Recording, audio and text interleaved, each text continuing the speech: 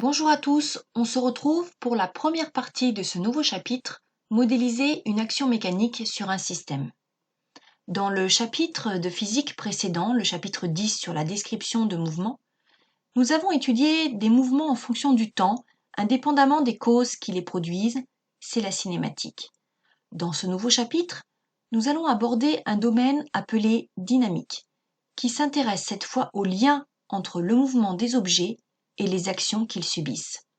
Mais alors, qu'est-ce qu'une action mécanique? Une action mécanique exercée par le milieu extérieur sur le système étudié est capable de mettre en mouvement le système étudié, de modifier son mouvement, de l'arrêter, de le maintenir en équilibre ou encore de le déformer. Une action mécanique est modélisée par une force, qui est nommée vecteur force exercée par le système extérieur sur le système étudié. Une force est représentée par un vecteur qui a 4 caractéristiques. Ces 4 caractéristiques d'un vecteur force sont son origine, qui sera toujours le point modélisant le système, sa direction, celle de la droite d'action de la force, son sens, celui de la force, et enfin sa valeur, qui représente la valeur de la force exprimée en newton. Pour lister l'ensemble des actions mécaniques qui s'exercent sur un système, il faut commencer par définir le système étudié. Et tout ce qui ne constitue pas le système étudié est appelé milieu extérieur.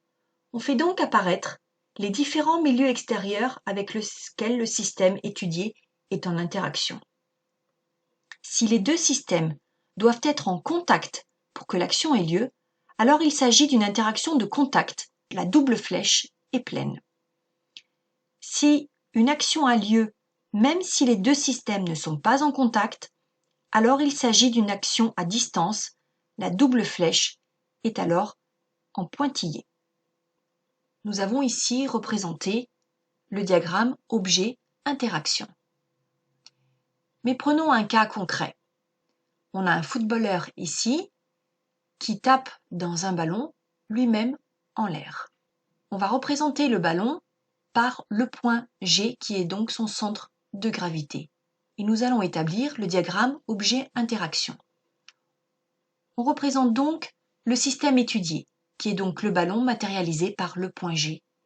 Et on va représenter les différents milieux extérieurs qui agissent sur le ballon.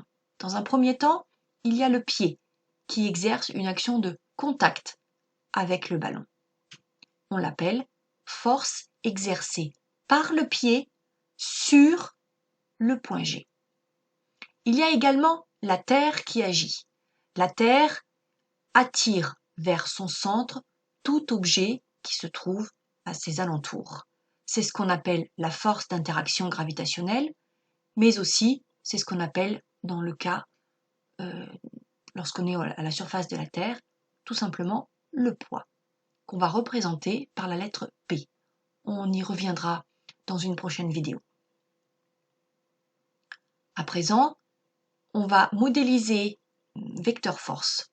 Donc on commence par représenter le point G qui représente donc le système étudié, à savoir le ballon.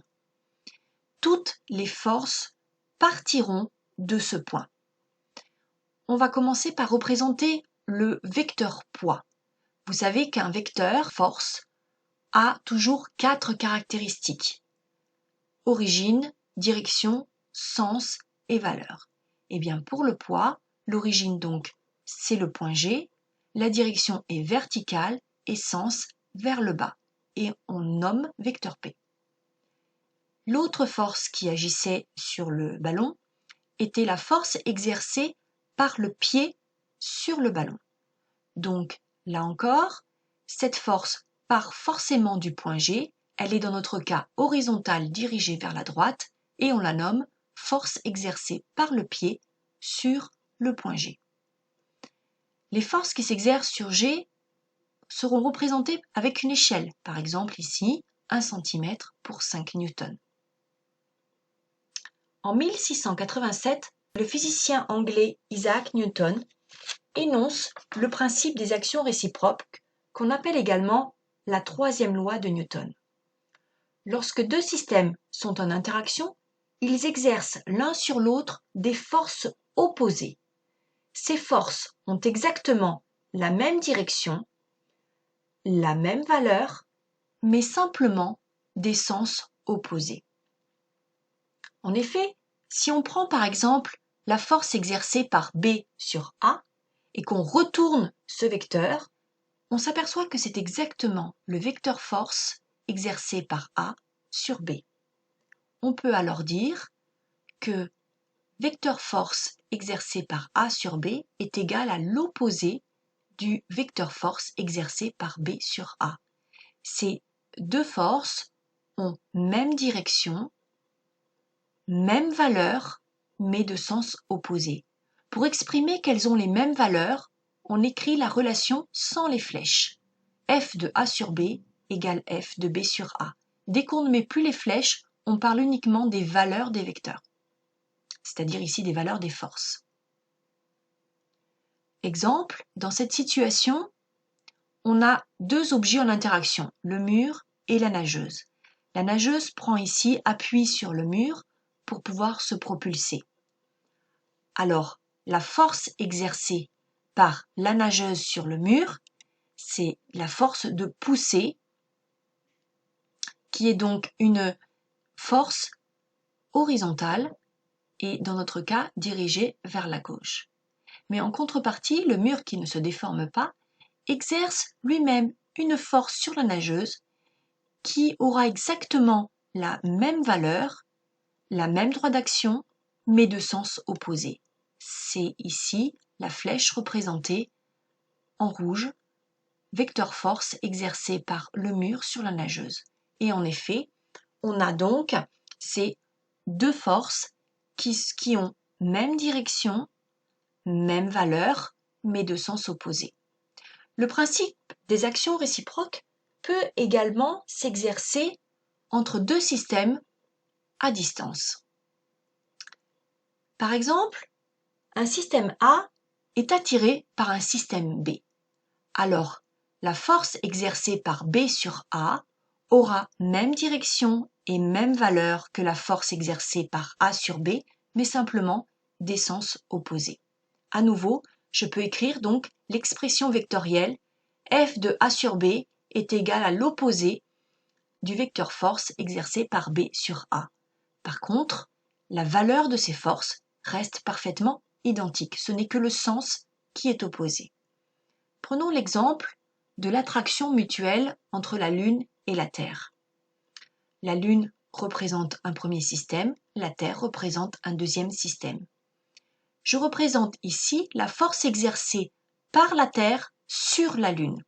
Tout ce qu'il y a toujours derrière le sur, c'est-à-dire sur cette partie-là, c'est le système étudié. Et donc, à chaque fois, la force doit partir de ce système. Donc, effectivement, là, c'est la force exercée par la Terre sur la Lune. Comme c'est une force d'attraction, elle est dirigée vers la Terre. Mais, de la même façon, la Lune exerce une force d'attraction sur la Terre, qui se représente ainsi. Sur la Terre, donc la force part de la Terre et est dirigée vers la Lune. À nouveau, ces deux forces ont même direction, même valeur, mais simplement des sens opposés. Nous pouvons donc écrire l'expression vectorielle vecteur force exercé par la Terre sur la Lune est égal à l'opposé du vecteur force exercé par la Lune sur la Terre. Mais en termes de valeur, donc là j'enlève les flèches, eh bien elles ont strictement la même valeur. En effet, la Lune attire la Terre autant que la Terre attire la Lune. Ce qu'il faut retenir, vous devez être capable de lister les actions mécaniques exercées par un système en utilisant par exemple un diagramme objet-interaction.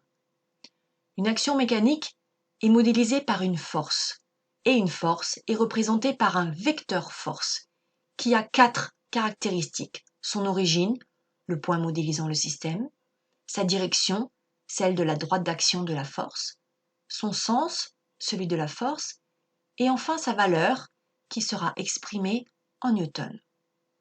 Le principe des actions réciproques pour deux systèmes A et B qui sont différents nous indique vecteur force exercé par A sur B est égal à l'opposé du vecteur force exercé par B sur A.